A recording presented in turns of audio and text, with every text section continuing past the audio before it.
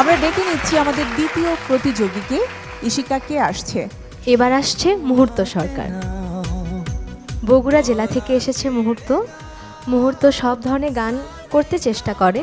সে grand অডিশনে গিয়েছিল আবেদা সুলতানার খুব সুন্দর একটি গান তুমি চেয়েছিলে ওগো জানতে। এবার সে গাইবে নাজমা জামানের খুব জনপ্রিয় একটি গান তোমারই জীবনে। অল দ্য বেস্ট মুহূর্ত, স্টেজে চলে যাও। আশা করছি তুমি তোমার 100% দেওয়ার চেষ্টা করবে এবং আমাদের ম্যামরা, আমাদের বিজ্ঞ বিচারকরা অবশ্যই পছন্দ করবেন তোমার গান। Best of luck.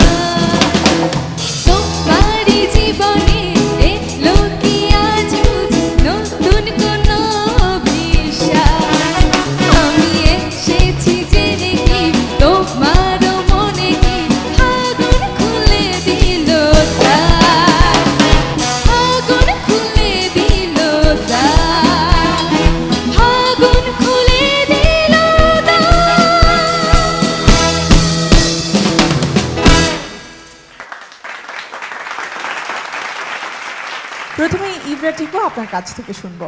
প্রথমে বলতে চাই যে তোমার আউটফিটটা বিউটিফুল, একদম এই গানের সাথে গিয়েছে।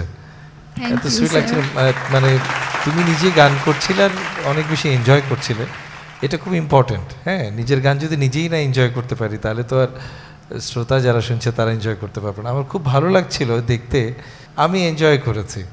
ভালো থাকো, আরও প্র্যাকটিস করো, আরও বেটার হবে ইনশাআল্লাহ লাইফে। Thank you sir. ধন্যবাদ। Samina ma'am.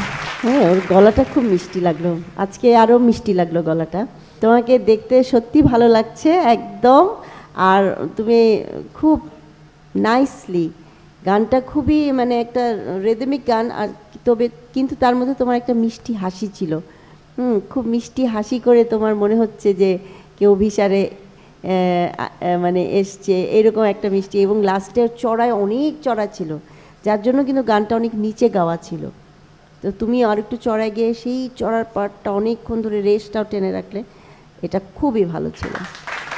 Thank you ma'am. ধন্যবাদ। বন্যা ম্যাম।